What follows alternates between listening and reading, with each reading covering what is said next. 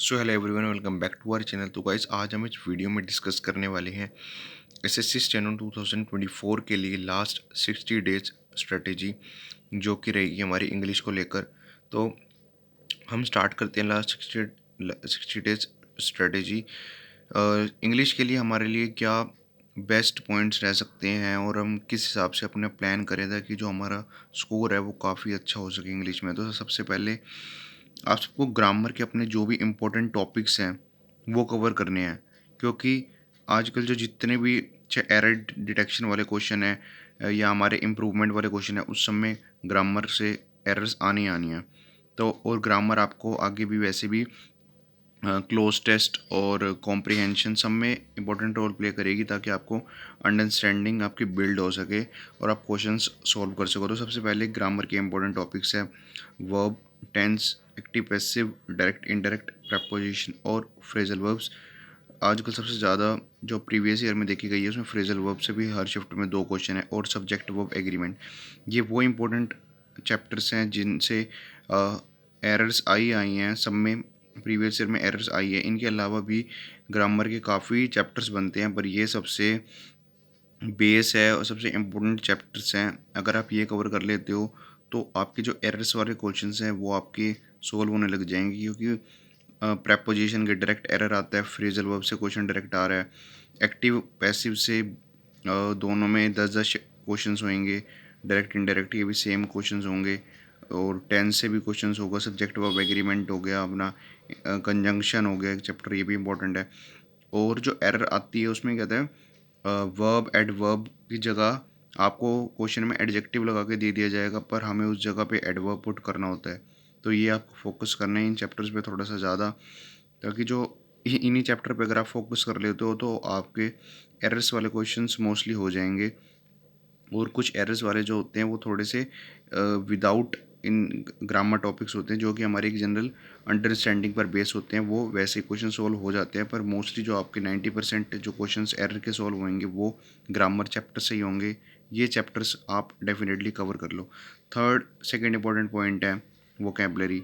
Vocabulary बहुत important role play करेगी, क्योंकि जो हमारा एस एस टेनो है उसमें 100 मार्क्स की इंग्लिश मार्क्स का एग्ज़ाम होता है। तो वो कैब आराम से 25 मार्क्स आराम से कवर करेगी, 20 मार्क्स तो करेगी, जिसमें सिनोनिम एंटोनिम आराम से आएंगे 6 से 7, एंटोनिम 8 से 9 आराम से आएंगे, इडियम एंड फ्रेजेस 5 से 6, और स्पेलिंग एरर्स। तो टोटल 20-22 क्वेश्चन तो वो कैब के बनने ही बनने हैं। बहुत इंपॉर्टेंट रोल प्ले करेगा वो कैब। और वो कैब अगर आपकी बढ़िया हो जाती है तो क्लोज टेस्ट में और जो अपना कॉम्प्रिहेंशन होता है उसमें आपको काफ़ी मदद मिलेगी, क्योंकि वोकेबलरी के कॉम्प्लिकेटेड वर्ड्स यूज़ कर रखे होते हैं। अगर हमें उनका मीनिंग पता होता है तो कॉम्प्रिहेंशन में हमारा जो फ्लो होता है ना, वो एक मेंटेन रहता है, पैरेललिज्म रहता है, ताकि हम अपने पैराग्राफ को अच्छी तरीके से समझ सकें। क्योंकि कोई भी अगर ऐसा वोकेबलरी का वर्ड आ गया जो हमने नहीं पढ़ा हुआ, तो फिर हमारा जो फ्लो होता है ना वो ब्रेक हो जाता है। तो जितना हो सके आप वोकेबलरी पर फोकस करो, ताकि जो आपके जितने भी थोड़ी सी कॉम्प्लिकेटेड वर्ड्स बनते हैं ना वो सारे आपको आते हो, और आपका जो क्वेश्चन है वोकेबलरी का वो बिल्कुल भी गलत ना हो। और उसके बाद थर्ड इंपॉर्टेंट पॉइंट है न्यूज़पेपर को रीड करो भाई। न्यूज़पेपर एडिटोरियल सेक्शन चाहे आप द हिंदू कर सकते हो या फिर द इंडियन एक्सप्रेस, दोनों ही बेस्ट हैं।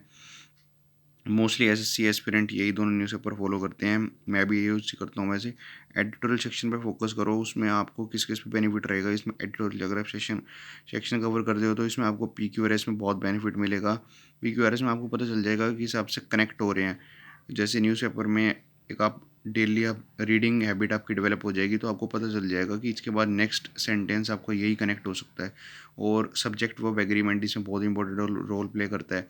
दो जो अपने होंगे PQRS में क्या होगा, दो आपके सेंटेंस दे रखे हैं तो उसमें सब्जेक्ट वर्ब एग्रीमेंट का एक कनेक्ट होगा सेकंड वाले से, तो वैसे कनेक्ट हो सकते हैं।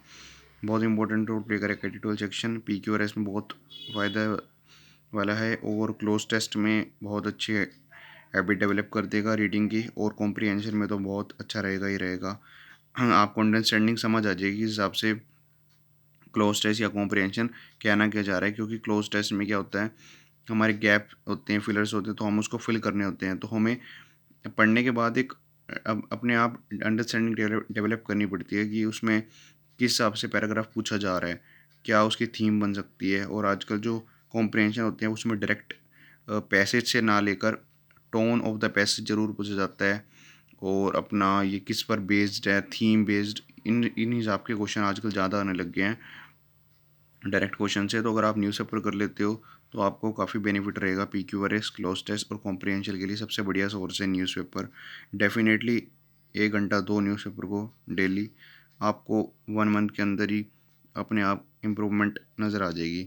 लास्ट फोर्थ पॉइंट है, मॉक टेस्ट लगाना है जितना हो सकता है। चाहे आप शॉर्ट मॉक टेस्ट लगाओ, चाहे आप फुल मॉक टेस्ट लगाओ, अपने जो जितने भी है ना डेली क्लोज टेस्ट, PQRS, इनकी डेली हैबिट डाल लो मॉक टेस्ट लगाने की। आदत बन जाएगी तो बढ़िया रहेगा। आराम से पता होंगे कि सबसे किस कौन सा टॉपिक वीक है आपका, कुछ किस पे आपको ज़्यादा कमांड देनी है, किस पे आपको ज़्यादा फोकस करना है। मॉक टेस्ट इसमें बहुत इंपॉर्टेंट रोल प्ले करता है। और लास्ट बस आपको मॉक टेस्ट के बाद उनकी एनालिसिस करना है। जितना हो सकता है आप एनालिसिस करोगे, उससे क्या होगा, आपको पता चल जाएगा कि आपका कौन सा टॉपिक वीक है या कौन सा चैप्टर वीक है, वोकैबलरी में कौन सा आपको ज़्यादा फोकस करना है। ईडीएम फिर फ्रेजेस नहीं बनती है, PQRS नहीं बन रही, क्लोज टेस्ट नहीं बन पा रहा, कॉम्प्रिहेंशन, तो सबके लिए ये सॉल्यूशन है। ये सॉल्यूशन आप करके देखो और मॉक टेस्ट जितना हो सकता है वो लगाओ। और एनालिस्ट का जो आपको आप में अपने आप पता चल जाएगा कौन से वीक तो अपने पॉइंट्स है, और उनके ऊपर अपना बढ़िया तरीके से कमांड बनाओ। डेफिनेटली आपका स्कोर काफ़ी अच्छा स्कोर रहेगा। और थैंक यू गाइज़।